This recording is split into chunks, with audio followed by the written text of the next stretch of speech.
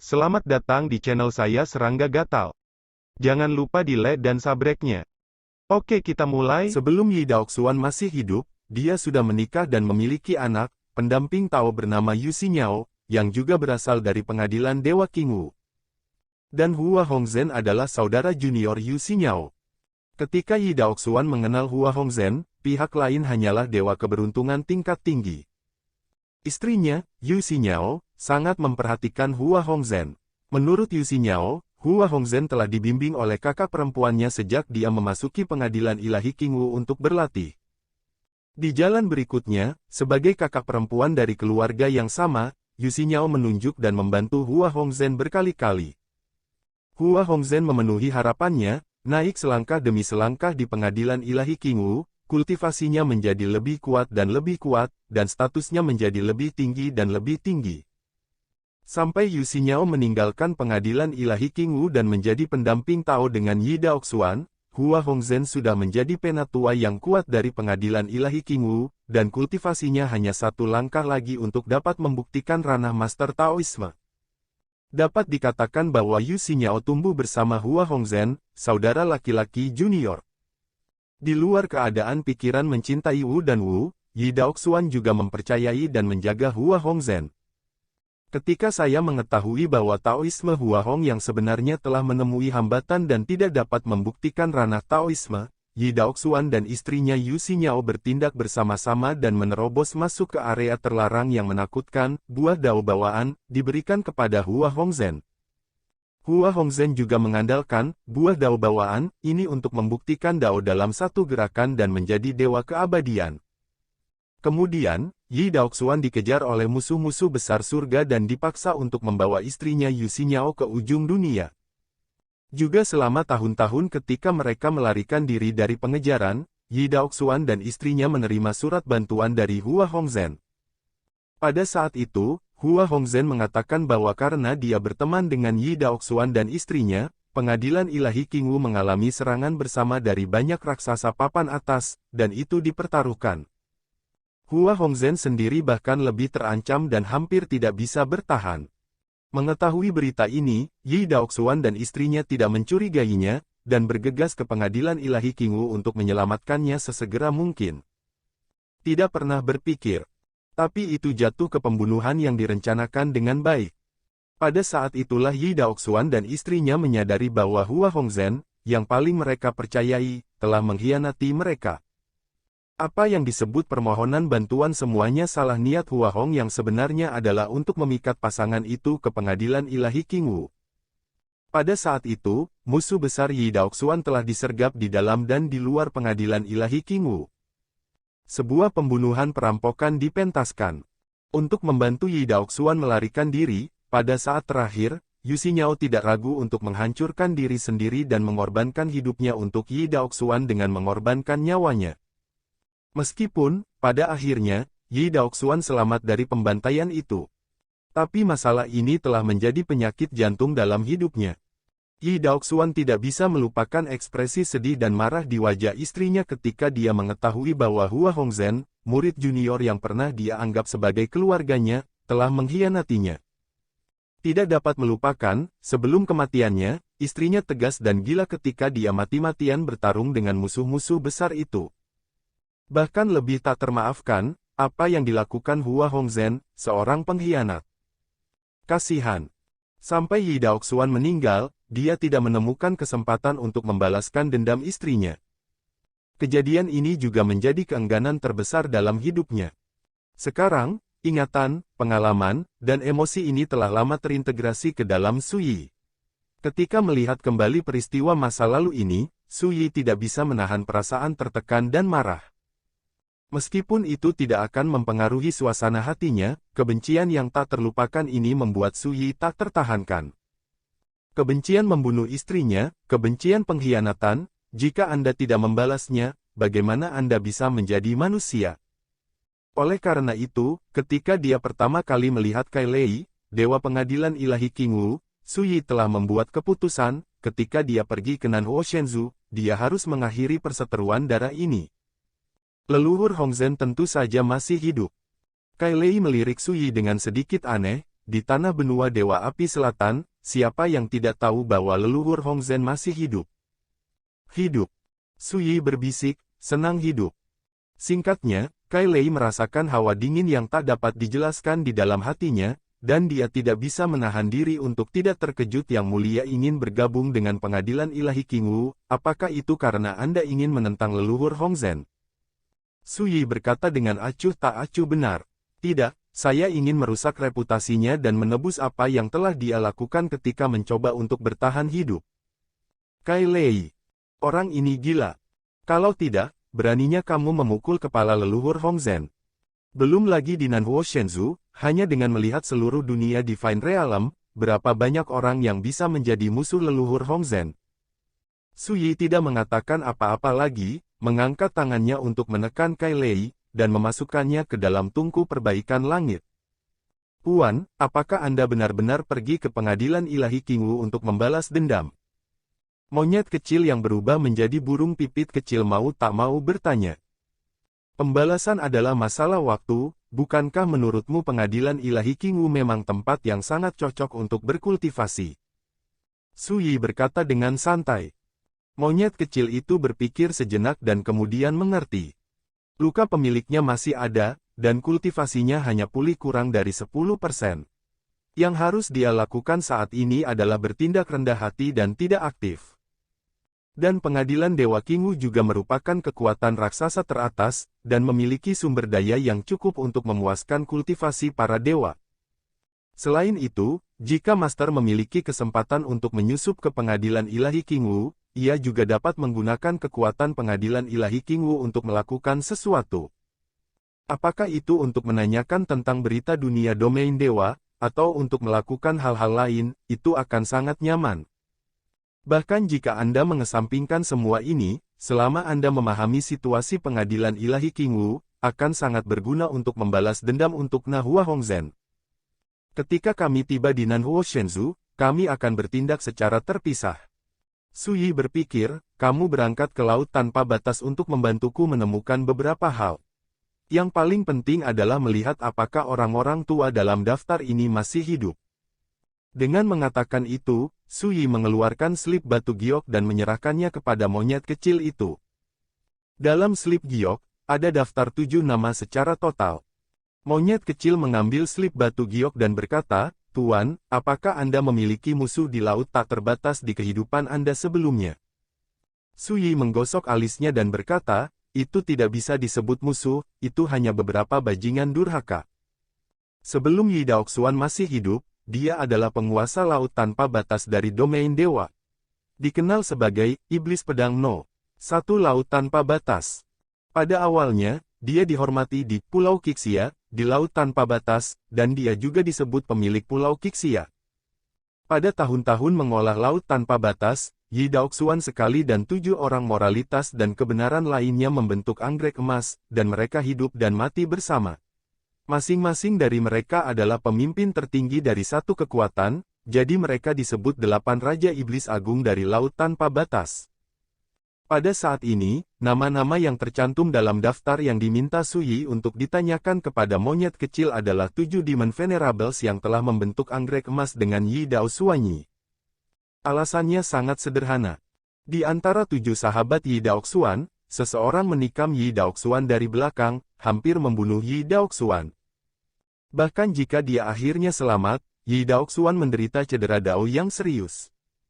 Pada tahun-tahun berikutnya, alasan mengapa Yi Daoxuan meninggal di tangan para rival hebat itu terkait dengan cedera dao yang dideritanya di awal. Su Yi tidak bisa mengabaikan masalah ini.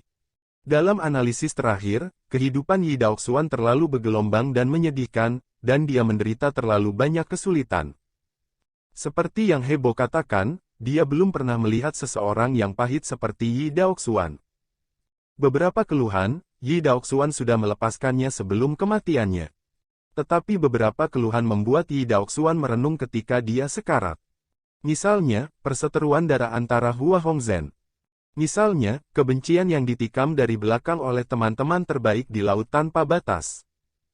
Apakah itu karakter Yi Daoxuan? Tidak. Poin ini, Su Yi sangat jelas, karena Yi Daoxuan telah menjadi sasaran musuh besar seperti Dai dan Lao Tuozi. Pada saat itu, siapa saja yang memiliki hubungan dengan Yi Daoxuan, yang tidak khawatir terlibat dan membalas dendam. Hua Hong benar sekali. Hal yang sama berlaku untuk teman-teman laut tanpa batas yang mengikat anggrek emas. Sekarang, untuk Su Yi, perseteruan darah ini tidak hanya harus diakhiri, tetapi di masa depan, mereka juga akan menghancurkan musuh besar seperti Dai dan Lao Tuozi. Hanya dengan cara ini dia dapat benar-benar memotong blok di hatinya dan memotong semua keluhan dan keluhan di kehidupan sebelumnya. Hanya dengan begitu Su Yi dapat memahami pikirannya dan bebas dari karma kehidupan sebelumnya. Jangan khawatir, luangkan waktumu, aku baru saja tiba di alam para dewa, dan aku akan memotong dendam dan pertumpahan darahku satu persatu di masa depan. Su Yi diam-diam berkata, benar-benar tidak bisa terburu-buru. Sekarang, dia harus tertidur dengan sikap rendah hati untuk sementara waktu. Kalau tidak, begitu jejaknya terungkap, apalagi balas dendam, saya takut saya akan jatuh ke dalam situasi yang sama dengan Yi Daoxuan sebelum kematiannya, jatuh ke pelarian tanpa akhir, dan terus-menerus diburu oleh musuh-musuh surga. Bukan ini yang Su Yi harapkan. Menurut spekulasi heboh, zaman mitologi kegelapan akan datang setidaknya 30 tahun kemudian. Bagaimanapun, dalam 30 tahun ini, kamu harus memiliki kekuatan untuk melawan semua musuh di domain dewa. Pada saat ini, Su Yi memikirkan banyak hal. Saya ingat Akai dan penembak wanita Lin Jinghong yang telah datang ke domain dewa bertahun-tahun yang lalu. Memikirkan teman-teman Li Fuyu yang terjebak di medan perang tanpa akhir. Saya juga ingat Sining.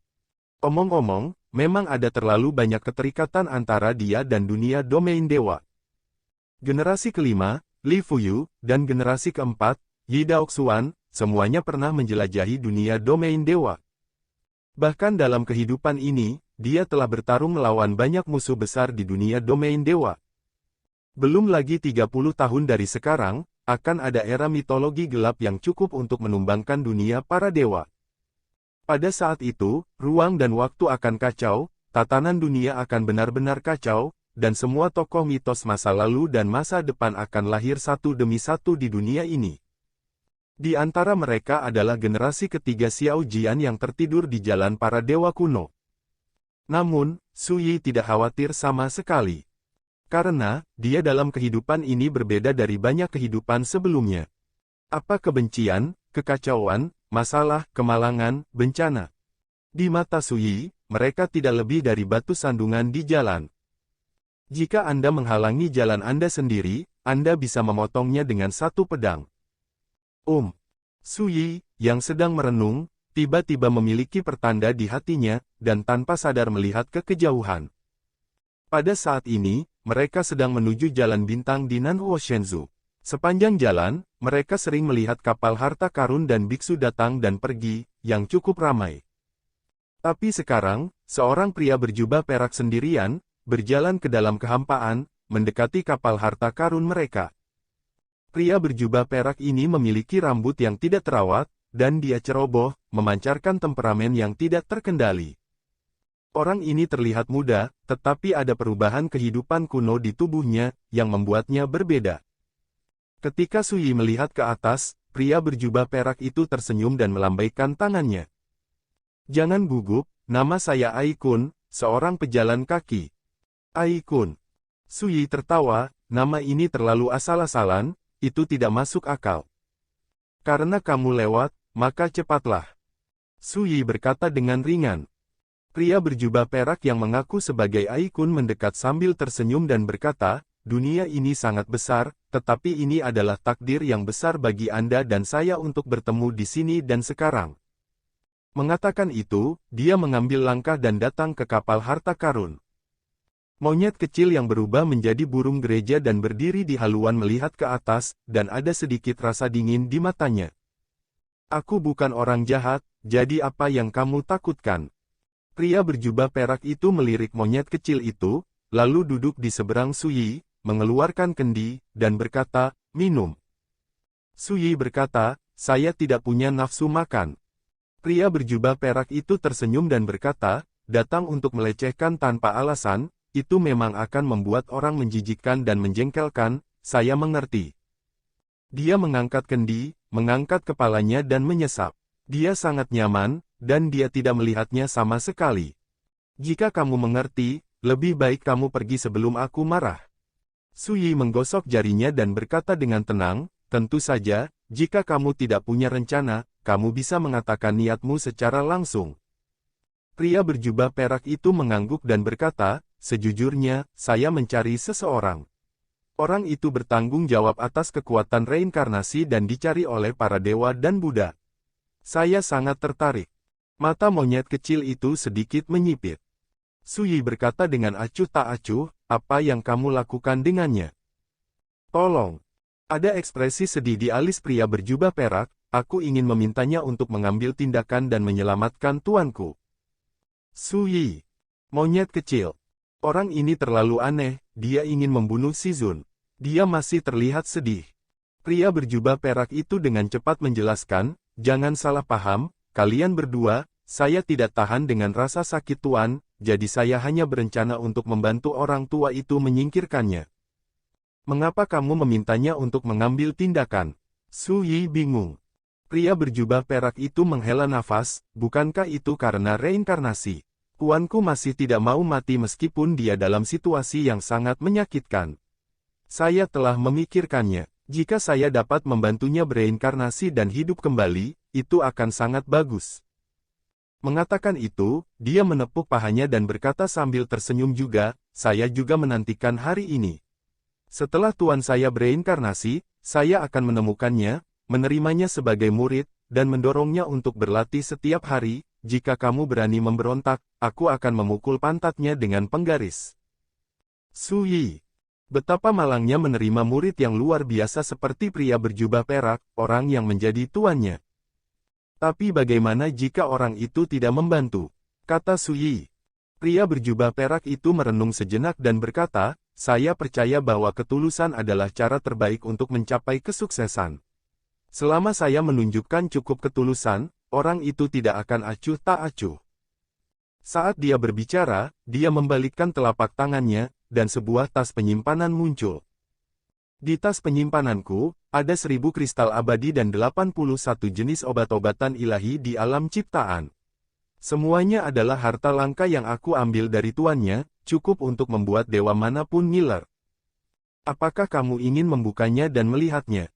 Pria berjubah perak menyerahkan tas penyimpanan kepada Su Yi. Su Yi menggelengkan kepalanya dan berkata, saya orang luar, dan saya tidak tertarik dengan ketulusan yang telah Anda persiapkan. Pria berjubah perak itu menyipitkan matanya dan berkata sambil tersenyum, aku ceroboh. Sambil meletakkan tas penyimpanan, ia melanjutkan ini hanya salah satu dari ketulusan persiapan saya. Jika orang itu dapat membantu saya untuk menyelamatkan tuannya, saya berjanji untuk mengabadikannya sebagai bodhisattva hidup yang menyelamatkan penderitaan dan menyelamatkan semua penderitaan. Semua untuk membalas kebaikannya yang besar. Monyet kecil itu sangat bingung. Berapa banyak kebencian yang harus dimiliki orang ini dengan tuannya, dan dia sangat ingin membantu tuannya bereinkarnasi. Situasi gurumu benar-benar buruk. Su Yi bertanya lagi. Ini lebih dari buruk, itu hanya mengerikan, mengerikan. Pria berjubah perak itu menghela nafas, orang tuanya menderita cedera serius dan pikirannya retak. Dia telah mengalami masalah berkali-kali, tetapi yang aneh adalah dia selamat dari situasi yang menyakitkan setiap saat. Sekarang, setengah dari tubuh lelaki tuanya terkubur di tanah, dan dia hanya bisa bertahan hidup seperti anjing tua, hidup lebih baik daripada mati. Saat dia berbicara, matanya merah dan patah hati. Hanya saja Su Yi dan monyet kecil itu terdiam. Orang ini terlihat sedih, tetapi dia merasa seperti sedang menertawakan kemalangan, dan dia juga menggambarkan tuannya sebagai anjing tua yang tersisa. Dengar, apakah ini yang harus dikatakan magang? Setelah hening sejenak, Su Yi tiba-tiba berkata jika aku jadi kamu, aku akan membantumu membebaskan tuanmu, sehingga dia tidak harus menderita seperti ini lagi. Pria berjubah perak itu tinggal sebentar. Sebelum dia bisa berbicara, Su Yi berkata pada dirinya sendiri saya percaya tuanmu akan tersenyum Jiu Quan, berpikir bahwa kamu penuh dengan bakti, dan tidak akan berpikir bahwa kamu menipu tuanmu dan menghancurkan leluhurmu.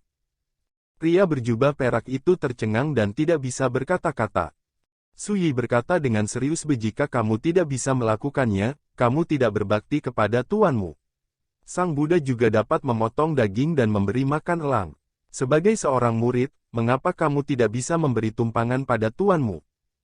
Setelah beberapa saat, pria berjubah perak itu terbatuk dan berkata, saudaraku, apakah kamu bercanda? Su Yi berkata dengan ringan, kamu membuatku tertawa, aku akan membuatmu menghilangkan kebosananmu, ini disebut sopan santun, bukan? Pria berjubah perak itu menatap Su Yi sejenak, lalu tiba-tiba tersenyum, kalian benar-benar menarik, jadi menurutmu apa harapan orang itu untuk membantuku? Su Yi berkata, jika Anda dapat memberitahu saya bagaimana Anda bertemu saya di sini secara kebetulan, saya dapat memberi Anda jawaban.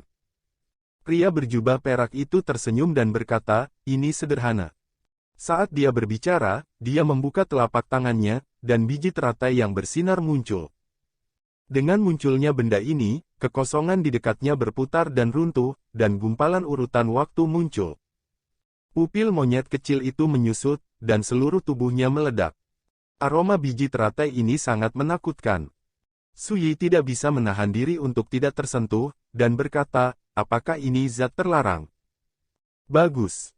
Pria berjubah perak itu memuji, penglihatanmu sangat bagus, benda ini disebut, benih teratai waktu, itu seperti benih waktu yang asli, kekuatannya cukup untuk mematahkan hukum besi waktu di dunia ini, dan itu tidak ditoleransi oleh tatanan langit. Oleh karena itu, hanya dengan begitu kata, dilarang, dapat dianggap layak.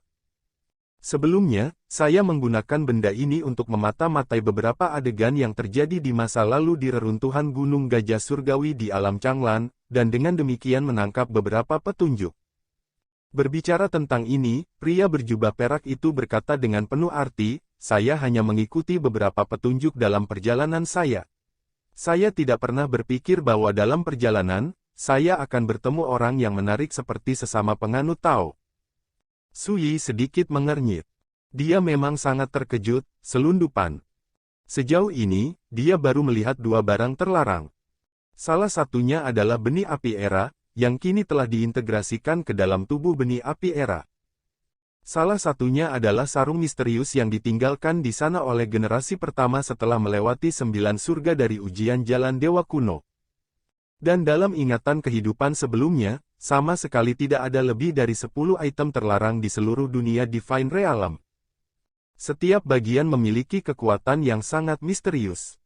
Misalnya, harta karun, Mahezu, dari sekolah kota Gunung Lingshan di Sitian, dan harta karun, peta pemandangan 8, sekolah kota dari pengadilan Tao Sanxing, semuanya adalah benda terlarang yang diketahui semua orang di dunia. Dan di antara barang-barang terlarang yang diketahui, tidak ada biji teratai saat ini sama sekali. Tidak diragukan lagi, ini adalah barang terlarang yang unik untuk pria berjubah perak, dan belum pernah dikenal di dunia domain dewa. Dan ini membuat asal-usul pria berjubah perak ini semakin misterius. Apakah Anda ingin mengatakan, rekan Taois, akankah saya mengungkapkan jejak orang itu? Pria berjubah perak itu bertanya sambil tersenyum. Su Yi, pernahkah Anda berpikir begitu? Tetapi sebelum dia bisa berbicara, pria berjubah perak itu berkata pada dirinya sendiri, jangan khawatir, rekan Taois, saya bertanya kepada orang itu, tetapi saya tidak akan melakukan hal bodoh seperti itu. Selain itu, saya juga membantunya menangani beberapa masalah musuh saat itu. Mengatakan itu, pria berjubah perak menyeka ujung jarinya. Pada saat itu, biji teratai beterbangan dan hujan, dan pemandangan muncul.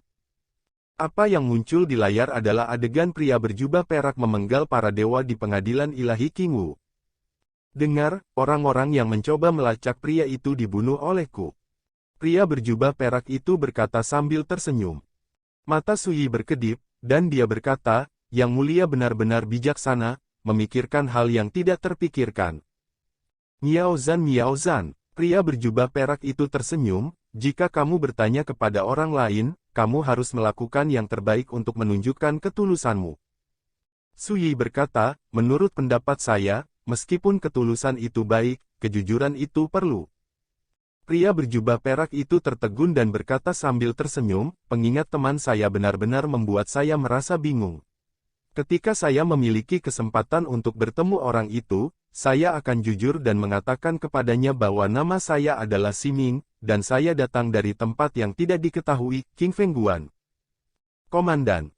Monyet kecil itu diam-diam membencinya, dan tentu saja, dia menunjukkan dirinya, ini jelas Aikun, palsu. King Fengguan. Su Yi berpikir sejenak, dan tiba-tiba teringat bahwa Yi Daoxuan telah berhubungan dengan beberapa hal yang tidak diketahui sebelum kematiannya. Di dunia domain dewa, ada banyak area yang tidak diketahui dan misterius, yang secara kolektif disebut sebagai yang tidak diketahui. Pada tahun-tahun sejak zaman kuno, dunia luar tidak tahu sama sekali berapa banyak tempat yang tidak diketahui, di mana mereka berada, dan berapa banyak rahasia yang disembunyikan. Bahkan para dewa saat ini hanya tahu sedikit tentang itu. Namun, Yi Daoxuan telah berhubungan dengan orang-orang di tempat yang tidak diketahui, dan telah belajar tentang tradisi Tao yang hidup dalam pengasingan di luar dunia, dan mereka semua sangat terpisah dan misterius. Sejauh yang diketahui Yi Daoxuan, ada 4, di antaranya King Fengguan. Namun, Yi Daoxuan hanya mendengar nama ini, dan dia tidak tahu apa-apa tentang itu. Adapun Li Fuyu, dia menghabiskan hidupnya bertarung di dunia domain dewa. Meskipun dia pernah mendengar tentang yang tidak diketahui, dia belum pernah bertemu siapapun di yang tidak diketahui. Ini menunjukkan betapa misteriusnya unknown itu. Dan pria berjubah perak bernama Siming ini sebenarnya berasal dari King Fengguan, tempat yang tidak diketahui, dan bertanggung jawab atas benih teratai terlarang. Bisa dibayangkan, betapa istimewanya asal-usulnya. Orang ini, mungkinkah Hebo yang merupakan musuh tak tertandingi yang bisa bertarung melawanku di zaman mitologi kegelapan? Su Yi diam-diam berkata. Ketika dia berangkat ke domain dewa, Hebo telah secara khusus memperingatkan bahwa setelah era mitologi gelap datang, semua tatanan yang melekat dan hukum besi akan dihancurkan sepenuhnya.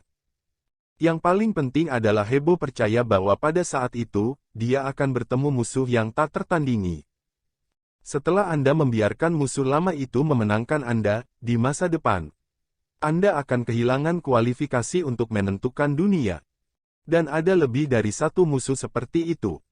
Memikirkan hal ini, Su Yi tidak bisa tidak mengevaluasi kembali Siming di depannya. Saya harus mengatakan bahwa napas orang ini memang sangat istimewa dan tidak jelas, dan dia tidak tahu di bidang apa kultivasinya. Sekian dulu dari Mimin. Terima kasih.